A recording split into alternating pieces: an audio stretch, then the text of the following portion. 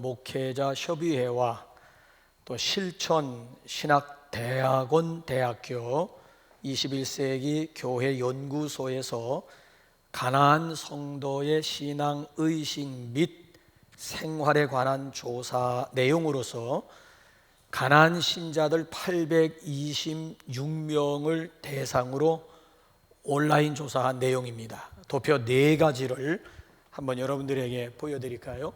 자, 연도별로 가나안 신자의 추세를 우리에게 보여주고 있는 그런 도표가 되겠지요. 가나안 신자 여러분 아시죠? 지난주에 말씀드린 대로 가나안 안 나가신 자, 그러니까 교회를 이탈한 신자를 두고 하는 얘기지요. 그래서 여기 보면 1998년도나 2004년도에는 별 차이가 없고 2012년도 가서 조금 가나안 신자가 떨어지는 듯 싶다가 2017년도에는 23%로 꽁충 올려뛰게 되었습니다. 2017년도 기준. 그럼 지금이 2020년도라고 한다면 가나안 신자가 떨어졌을까요? 아니면 더 올라갔을까요? 자, 그 다음에 이제 도표 또 한번 보세요. 자, 연령대로 또는 성 구분대로 보게 되면 여자들보다는 남자들이 가나안 신자가 더 많았다는 얘기고요. 연대별로 보게 되면 40대가 가장 많았고 그 다음에 20대였습니다.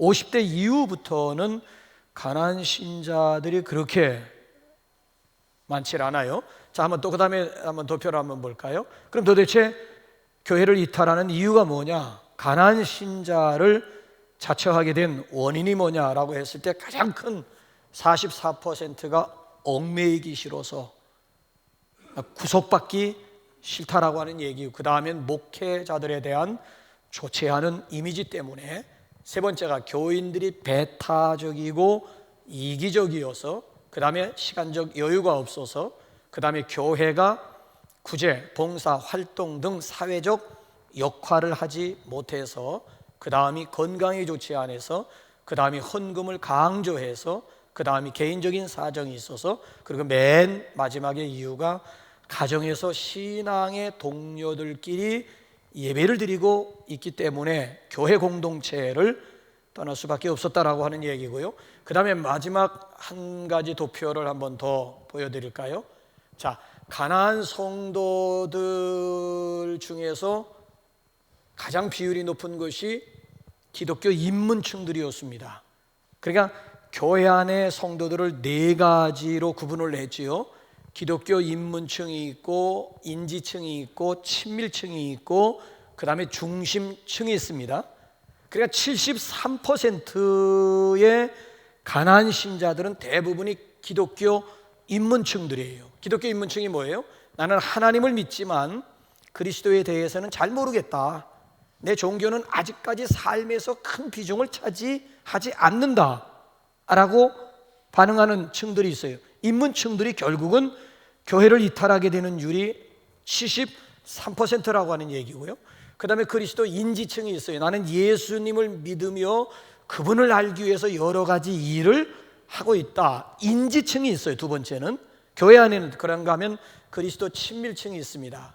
나는 그리스도와 가까이 있으며 매일 그분의 인도하심에 의지하며 산다. 그리스도 친밀층이 있고요.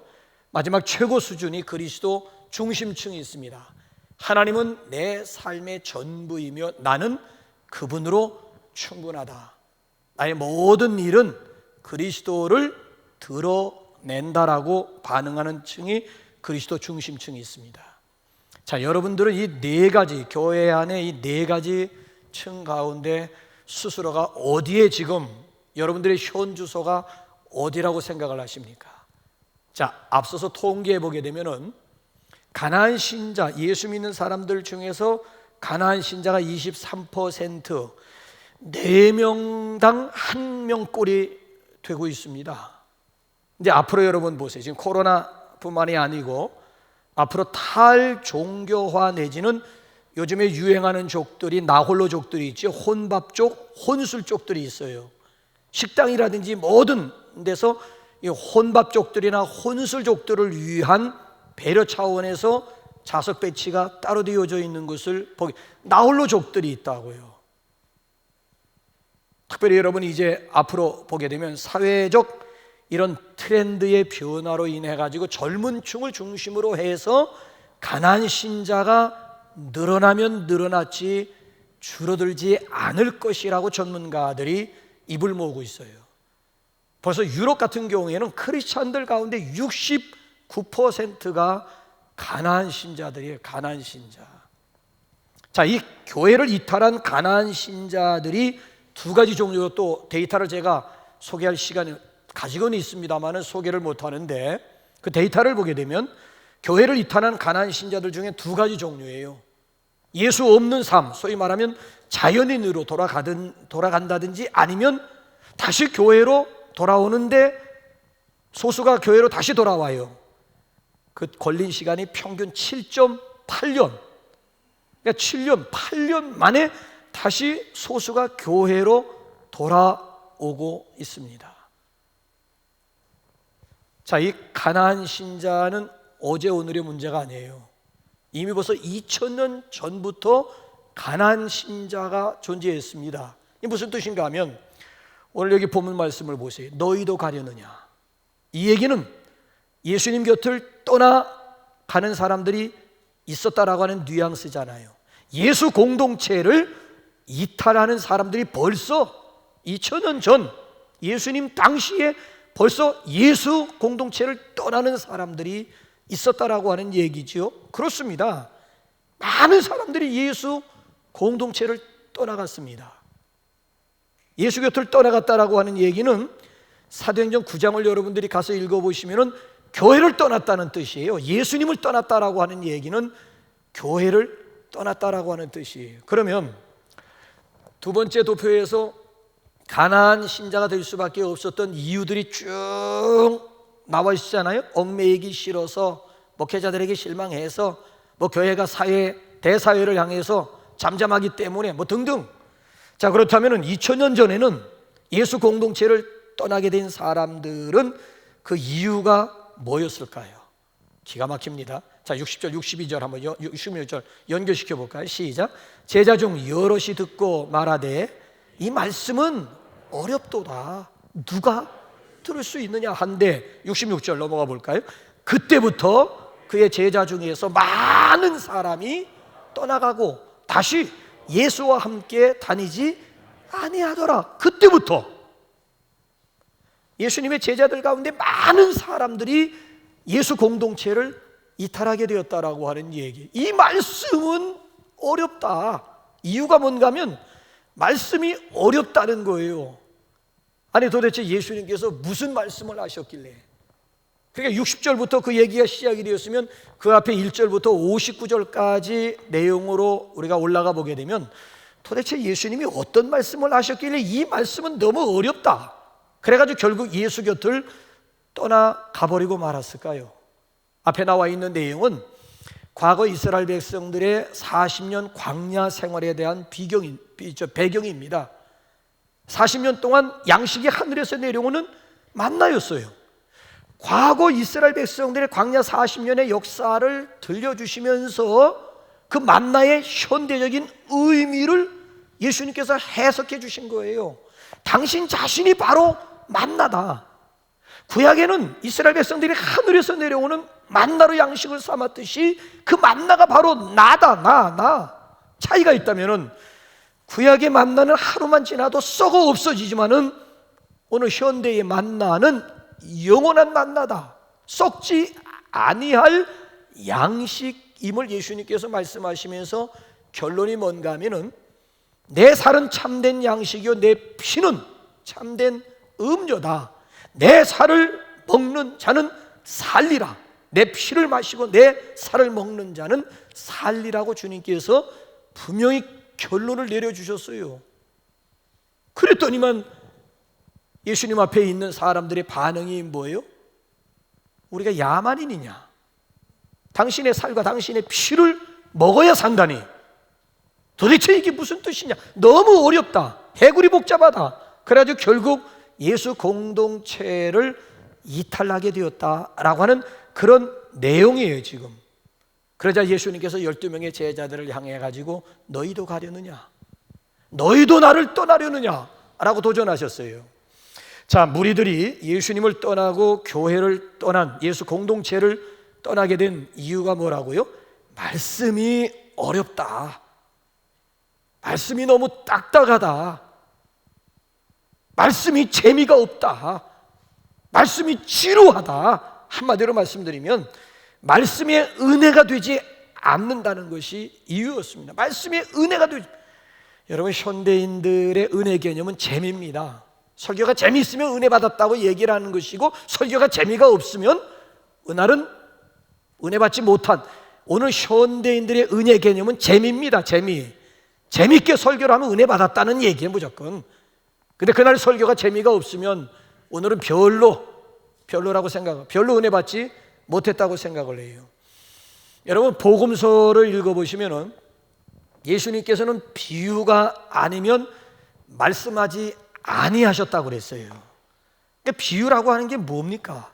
하늘나라의 진리를, 그러니까 사람들의 경험 가운데 있는 사건이라든지 사물을 예로 들어가지고 쉽게 전달하는 것을 비유라고 얘기를 하는 거예요.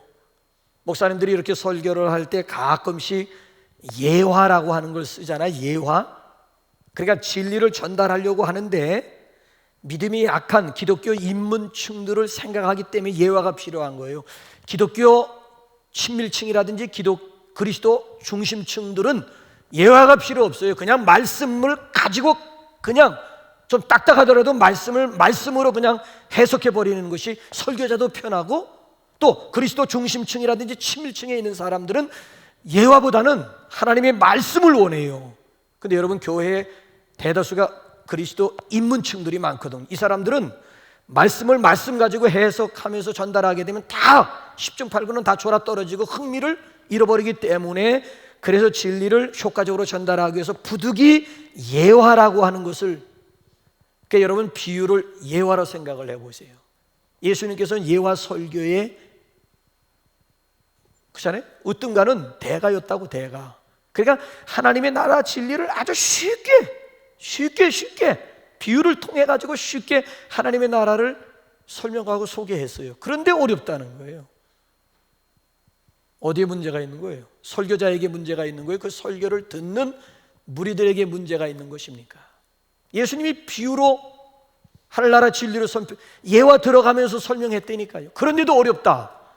그럼 설교자에게 문제가 있는 거예요? 그 설교를 듣는 무리들에게 문제가 있는 것입니까? 사람이요, 마음의 문을 닫고 설교를 들으면 딱딱해요, 지루해요, 지겨워요.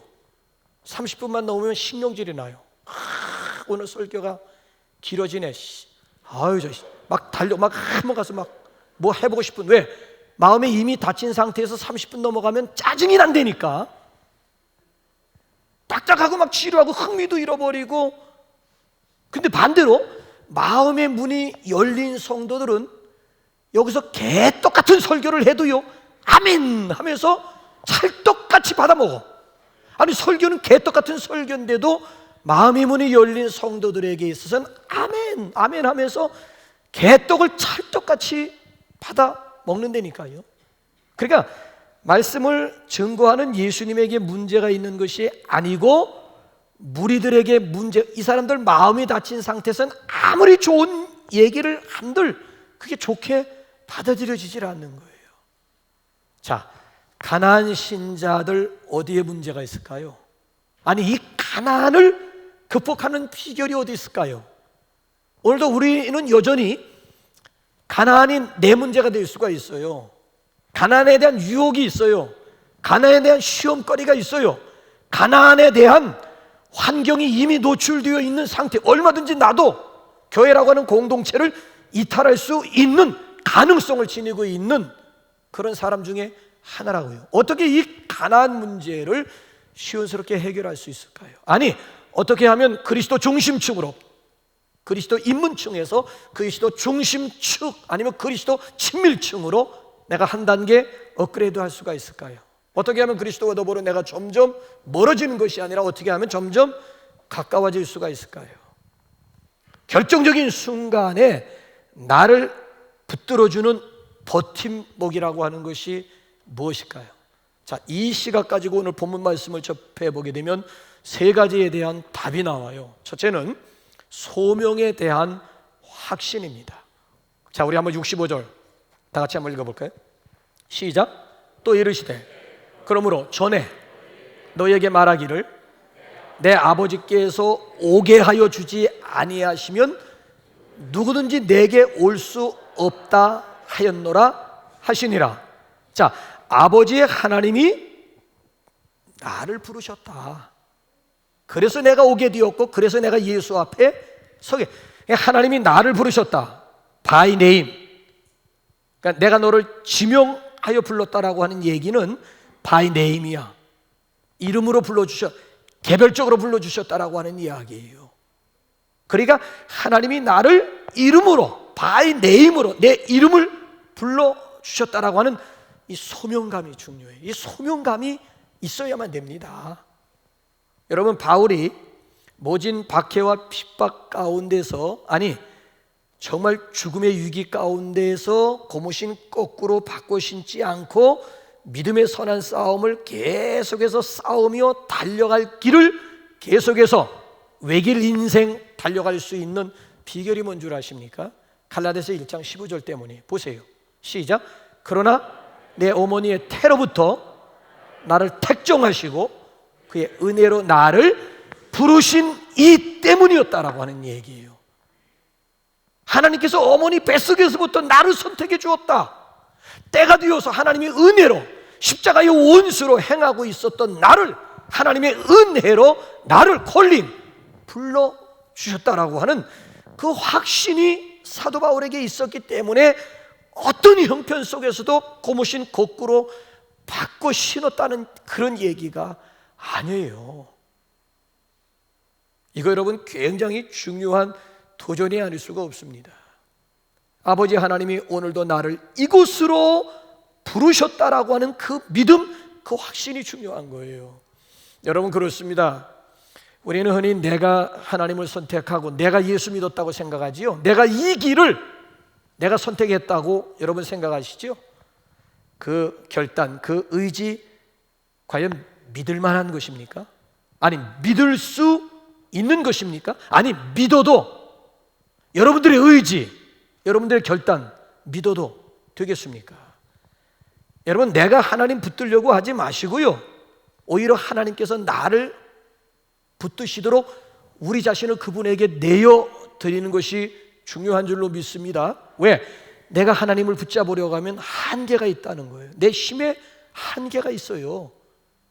힘이 있을 땐 주님을 꽉 잡는 것 같지만 어느 순간 두 손 들고 벌쓰다 보게 되면 한계점에 도달하잖아요. 내가 하나님을 붙잡는 데에는 한계가 있다는 거예요.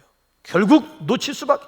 근데 하나님께서 나를 붙잡고 계시냐, 그런 걱정은 붙들어매도 되는 거예요. 요한복음 10장 18절 말씀 보게 되면 아무도 내 손에서 빼앗아 갈 자가 없느니라. 예수님이 꽉 붙잡고 계시는데 예수님 손에서 빼앗아 갈 자가 없음을 우리 주님께서도 분명히 말씀하신다니까요. 그래서 요한복음 15장 16절 한번 보시겠습니까? 시작. 너희가 나를 택한 것이 아니요 내가 너희를 택하여. 이 확신이 있어야 된다는 거야. 내가 하나님 선택하고 내가 예수 믿은 것이 아니고 하나님께서 나를 선택하시고 나를 불러주심으로 내가 오늘 이 자리에 앉아 있다라고 하는 이 확신, 소명감만 있으면, 소명감만 분명하면 아무리 우리를 둘러싼 환경이 어떻게 곤두박질치고 어떻게 바뀐다 할지라도 전혀 요동하거나 예수 공동체 떠날 일이 없다라고 하는 얘기. 문제는 하나님이 나를 그 많은 사랑 가운데 선택해 주시고 불러주시고 나를 사랑해 주셨다라고 하는 그 하나님의 사랑에 대한 의심이 결국은 예수 공동체를 등지게 만든다라고 하는 이야기예요. 그래서 하나님께서 이 시간도 거룩하신 하나님이 부르심 가운데 여러분들 각자가 오늘 정직하게 응답할 수 있는, 주여 제가 여기 있습니다. 하나님이 나를 부르셨, 주여 제가 여기 있습니다. 정직하게 반응할 수 있는 그런 자리, 그런 시간이 되시기를 주님의 이름으로 축원합니다. 그런가 하면 두 번째로는 말씀 훈련입니다. 자, 오늘 여기 본문 말씀 보면 헷갈리는 것이요, 제자들이라고 다 같은 제자들이 아니에요.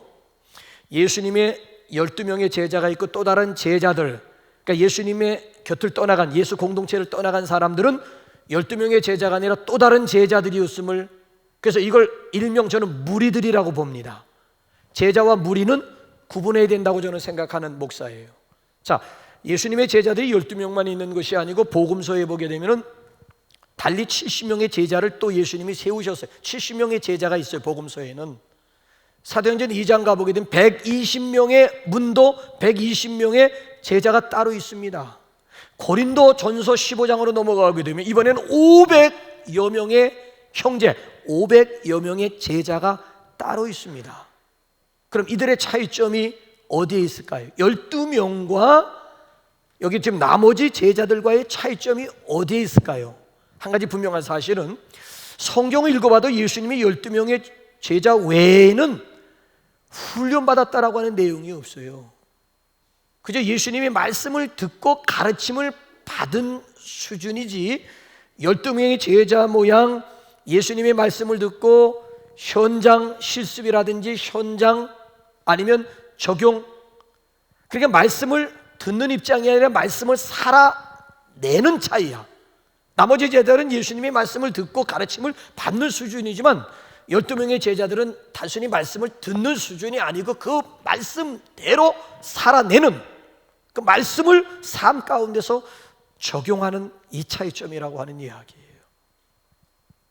그래서 오늘 여기 본문 말씀을 여러분 보시면요, 결정적인 순간에서 이 두 무리가, 이 두 부류가 아니 확연하게 달라지잖아요.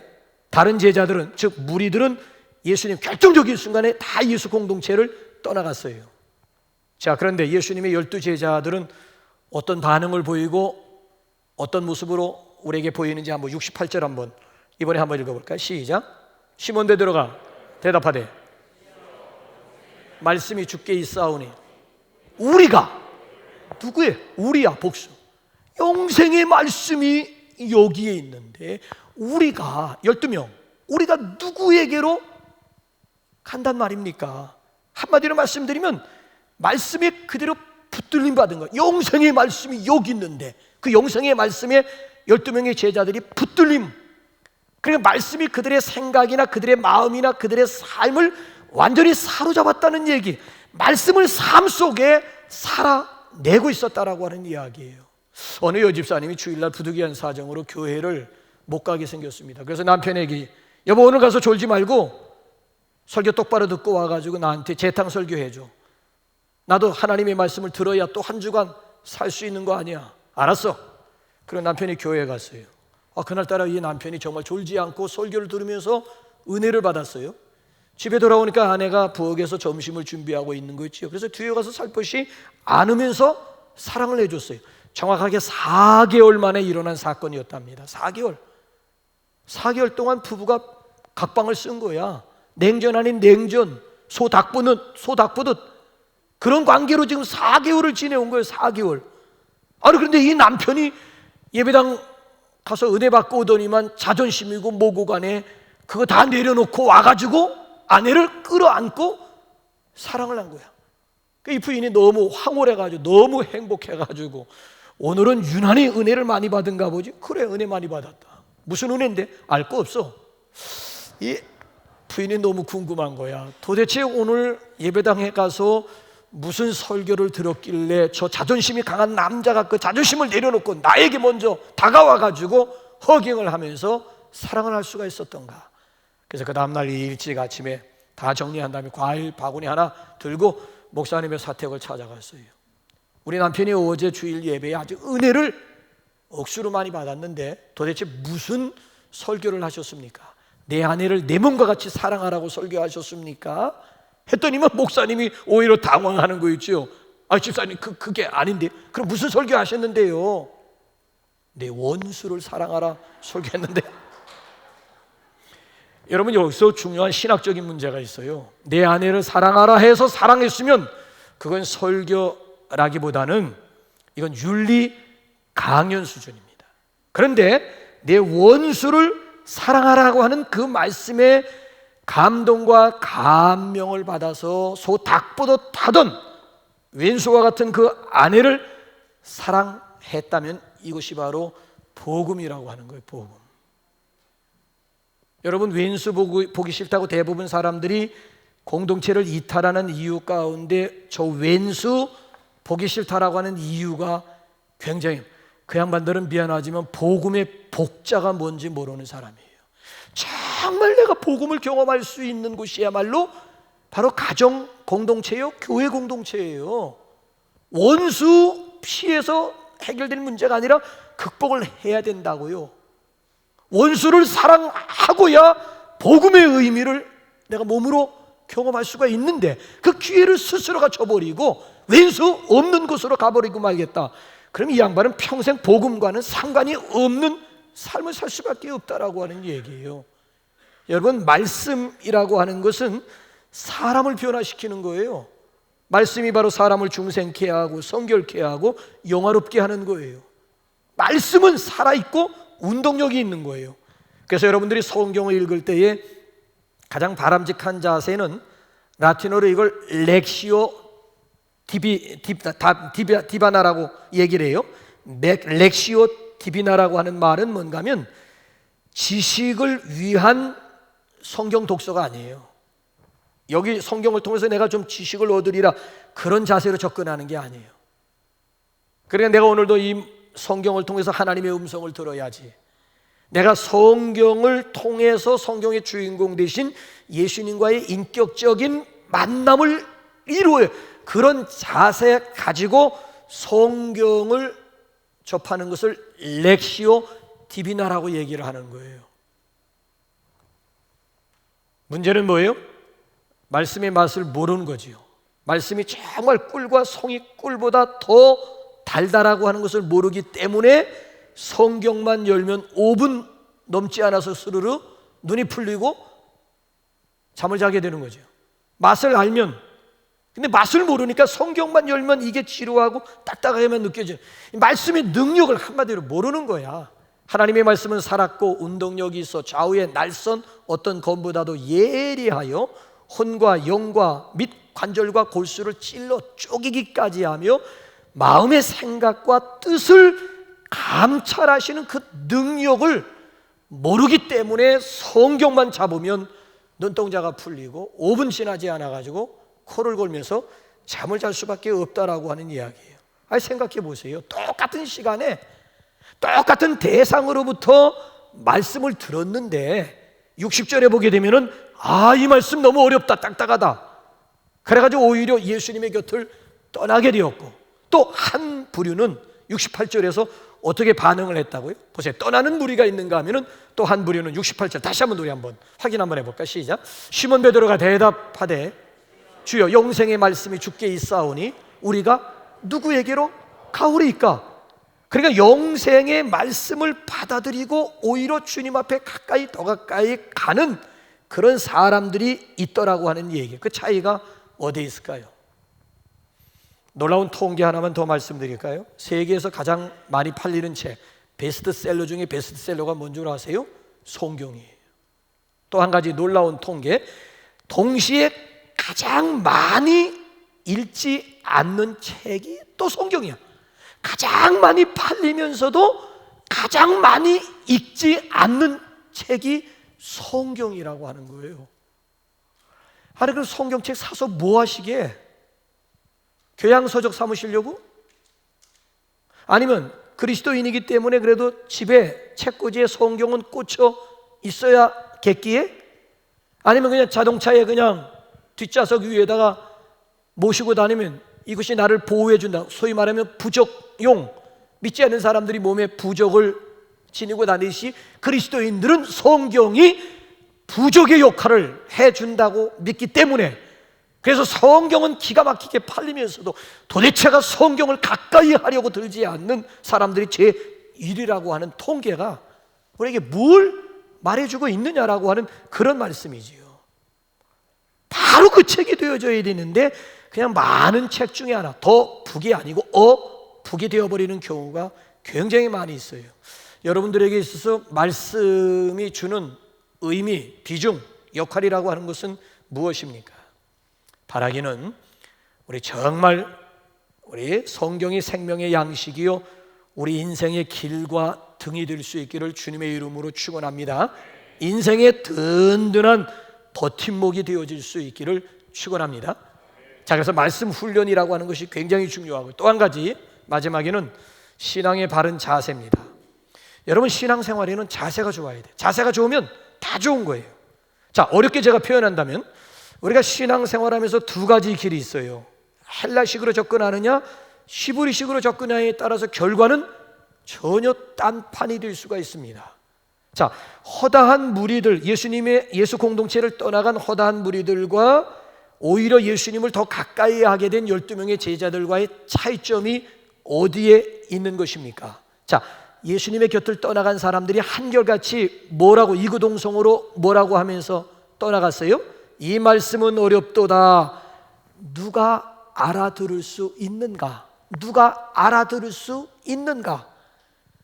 그때부터 많은 사람들이 예수 공동체를 떠나가게 되었다는 얘기예요. 자, 보세요. 이 사람들은 말씀을 머리로, 지식적으로, 합리적으로 이해를 하려고 하다 보니까 결정적인 순간에 가서는 한계점에 부딪히게 된 거예요. 머리로 받아들이고 머리로 이해를 하려고 하다 보니까 한계 상황에 부딪히고 만 거예요. 여러분, 우리 인간의 지식이라고 하는 것이 어느 정도라고 생각하세요? 과연 무한하신 하나님, 아니면 영적인 4차원의 세계를 우리의 지식 가지고, 우리의 머리 가지고, 우리의 경험 가지고 다 소화할 수 있다고 여러분 그렇게 생각을 하십니까? 여러분도 그렇게 생각하세요? 그렇게 결정적인 순간에 가서는 결국 실족할 수밖에 없고 예수 공동체에 떠나갈 수밖에 없는 거예요. 근데 여러분, 바람직한 신앙의 자세는 내가 알고 믿겠다라고 하는 그런 자세가 아니에요. 이 헬라식 방법에는 한계가 있다는 이 히브리식 접근법이라고 하는 것은 무엇인가 하면 69절 보세요. 히브리식 접근법은 그런 게 알고 믿겠다는 게 아니에요. 한번 보세요. 시작. 우리가 주는 하나님의 거룩하신 자이신 줄 믿고 알았사옵나이다. 믿고 알았어. 알고 믿겠다는 얘기가 아니라니까요. 일단 믿고 보겠다는, 일단은 내가 믿고 보겠다는 거예요.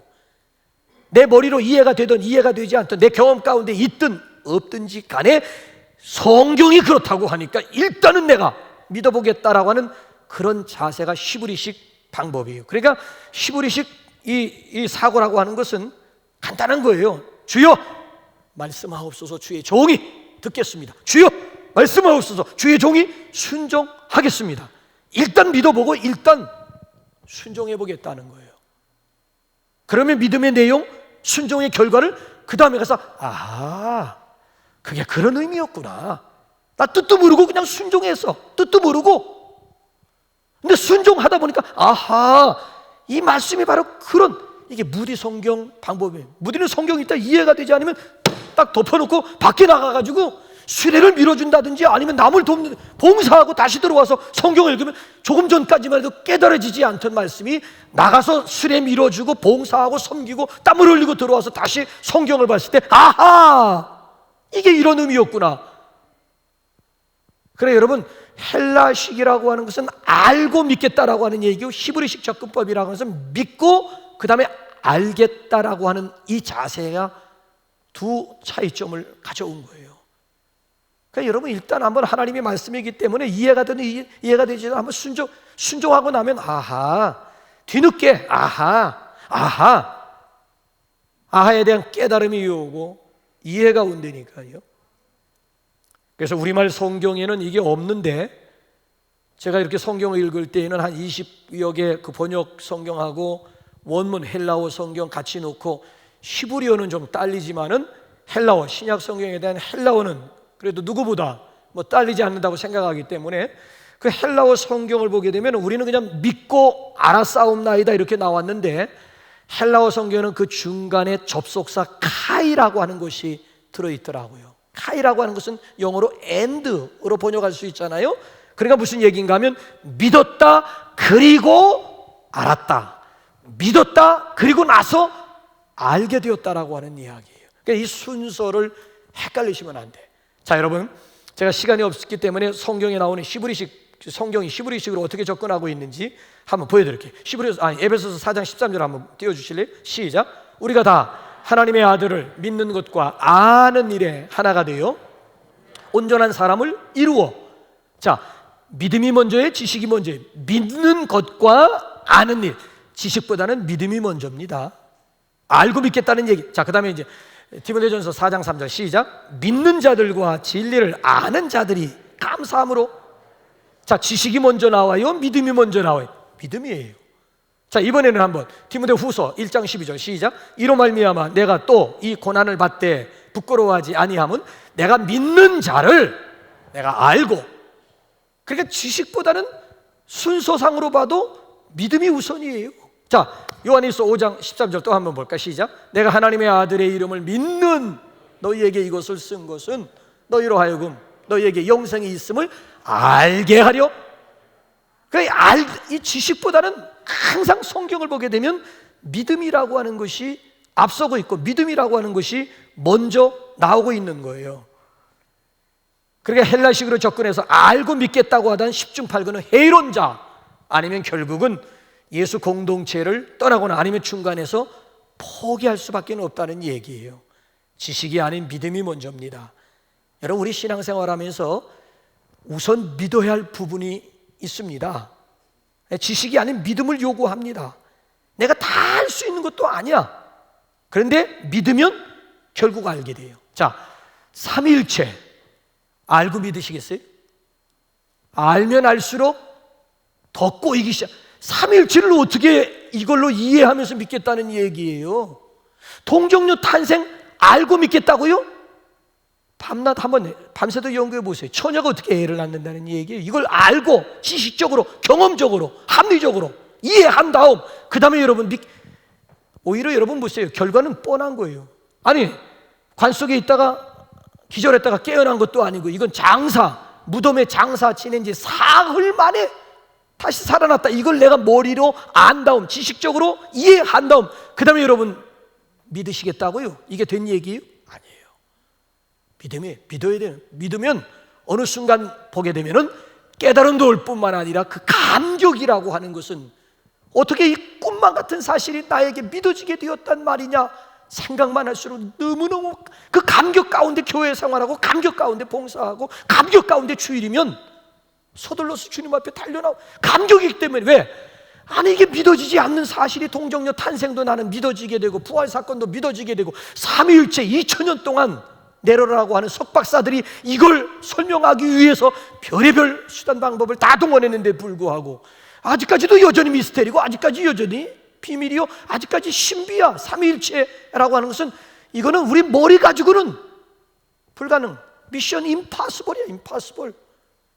근데 나는 삼위일체, 성부, 성자, 성령님이 한 분이고 동시에 세 분이고 말 같지도 않은 이런 놀라운 사실들이 액면 그대로 받아들여야 되고 믿어지게 되었다. 아니, 이것처럼 큰 축복이 세상에 여러분 어디 남들은 믿어지지 못해서 이 자리에 나오지 못하는데 나는 그 사실이 믿어지기 때문에 주일이면 이 자리에 꼬박꼬박 나와 예배할 수가 있고 찬양할 수가 있다라고 하는 것이 얼마나 이게 기가 막히네. 그러니까 여러분, 지식의 은사 이전에 먼저 무슨 은사? 믿음의 은사를 구하시기 바랍니다. 믿음의 은사, 여기 보면 믿음이 밧줄을 우리가 꽉 붙잡기만 하면 어떤 경우에도 예수 공동체 이탈할 일이 없는 거예요. 여러분, 그렇습니다. 어떤 경우에라도 교회 공동체, 예수 공동체 떠나지 마시기 바랍니다. 초대 교회의 시프리안이라고 하는 사람이 뭐라고 했는지 끝으로 우리 한번 읽어볼까요? 시작. 교회를 어머니 삼지 않고는 하나님을 아버지로 삼을 수 없다. 교회를 어머니 삼지 않고는 절대 하나님을 아버지로 섬길 수 없음을 분명히 강조합니다. 그래, 아버지 없는 어머니, 어머니 없는 아버지 아니에요. 그래, 이 교회와 하나님과의 절대적인 관계를 시프리아네라고 하는 사람은 어머니와 아버지의 관계로 설명을 하는 거예요. 자, 이번에는 성자 어거스틴이 뭐라고 했는지 한번 더 충격적인 말을 한번 들어볼래요? 시작. 교회는 때때로 매춘부일지 모르지만 그분은 여전히 내 어머니다. 교회가 때때로 매춘부처럼 보이는지 모르지만 그분은 여전히 나의 어머니다. 그러니까 이 지구상에 완전한 교회는 없다는 거야. 스스로 죄인임을 인정한 사람들이 모인 공동체가 교회 공동체예요. 이 안에 불미스러운 일들이 많이 있을 수 있어요. 상처가 되는 일들도 있고 갈등의 요소들도 있고. 더군다나 여러분 보세요. 아니 눈살 찌푸리는 일들이 교회 공동체 가운데 없을 것 같아요. 그래서 교회 떠난 이유가 뭐예요? 실망했다 이거야. 목회자들에게도 실망하고 교인들 이기적인 그런 모습들 보고 실망해서 결국 가난한 신자가 되었다는 얘기야. 그 얘기가 이게 현실적으로 비록 때로는 교회가 매춘부처럼 보일 수도 있지만 그분은 여전히 내 어머니를 버릴 수가 있는 거예요? 못나도 내 어머니인데 뭐 어머니가 좀 잘못했다고 해서 어머니에게 인간적인 모습이 보인다고 해서 이제부터 당신은 내 어머니 아니요 하고 어머니 내치워 버릴 수가 있겠느냐라고 하는 얘기예요. 그래서 이 가난한 신자 중에 대표적인 사람이 필립 얀시, 놀라운 하나님의 은혜라고 하는 베스트셀러로 썼던 필립 얀시라고 하는 사람이 가난한 신자 중에 으뜸이었어요. 어려서부터 믿음 생활을 했는데 교회가 사랑을 말하면서도 사랑이 없다는 거야. 은혜 하면서도 실질적으로 교인들은 다 율법주의 신앙.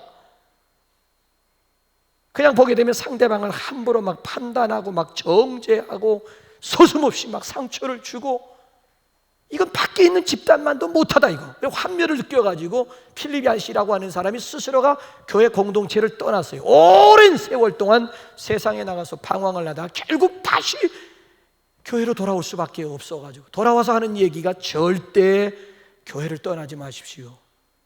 자신이 교회를 떠난 이유를 빗대가지고 뭐라고 충고하는지 한번 끝으로 한번 필립 얀시의 말을 다 같이 한번 읽어볼까요? 시작. 교회 저수지가 말랐다고 교회를 떠나갈 것이 아닌, 저수지가 말랐을 때 우리가 해야 할 일은 하나뿐이다. 저수지를 더 깊이 파고, 자, 아유 이놈의 교회는 은혜가 없어. 은혜가, 이놈의 교회는 사랑도 없어. 이놈의 교회는 도대체 은혜가 없어. 아주 은혜의 저수지가 바짝 말랐어. 자, 그래서 여러분 어디론가 은혜의 저수지를 찾아 떠난다는들 신기루라는 거예요. 신기루. 지상에 있는 모든 교회 다 똑같아요. 뭐 죄인들이 모여 있는 집단 50보 100보지 뭐 어디 간들 뭐 내 목마름을 뭐 해결해 줄 수 있겠습니까? 자, 은혜의 저수지가 말랐다 싶으면 내 스스로가 더 깊이 그 은혜의 저수지를 파고 들어가면 거기서 솟아나는 샘물이 있고 거기서 솟아나는 생수가 있건만 어디 가면 아니에요. 그래서 절대 이 필립 얀시라고 하는 사람은 가난한 신자 경험, 뼈아픈 경험을 가지고 우리에게 준 어떤 경우라든지 절대 교회 공동체를 떠나지 말 것을 부탁을 하고 있는 거예요. 여러분 오늘도 우리 스스로 다시 한번 이 시간 한번 좀 뒤돌아보았으면 좋겠습니다. 교회 없는 기독교, 교회 가지 않는 기독교인은 하나님의 계획이 아니에요. 왜? 하나님은 이 땅에 교회를 세우실 때는 분명한 계획 가지고 세웠다. 뭐예요? 교회는 세상을 충만케 하는 것. 교회를 통해서 하나님은 구원하고자 해요. 교회를 통한 구원이에요. 자, 오늘 여기 본문 말씀 보게 되면 끝으로 한번 시편 128편 읽고 한번 찬양할까요? 기도할까요? 시작. 여호와께서 시온에서 내게 복을 주실지어다. 너는 평생의 예루살렘의 번영을 보며 내 자식의 자식을 볼지어다. 이스라엘에게 평강이 있을지로다. 어디서 하나님께서 복을 주신다고요? 시온에서. 시온 성전이에요. 시온 성전에서 예루살렘의 번영이 나의 번영이 될 수가 있고, 자식의 자식, 가문에 대한 복을 받을 수도 있는 거고, 가정과 심령의 평안함이 흘러나오는 것이 바로 시온임을. 시온. 그래서 우리 그리스도의 몸된 교회가 잘 됨과 같이 여러분들 범사가 잘 될 수 있기를 주님의 이름으로 축원합니다. 우리 이 시간 1분 동안만 기도해, 통성으로 기도해요.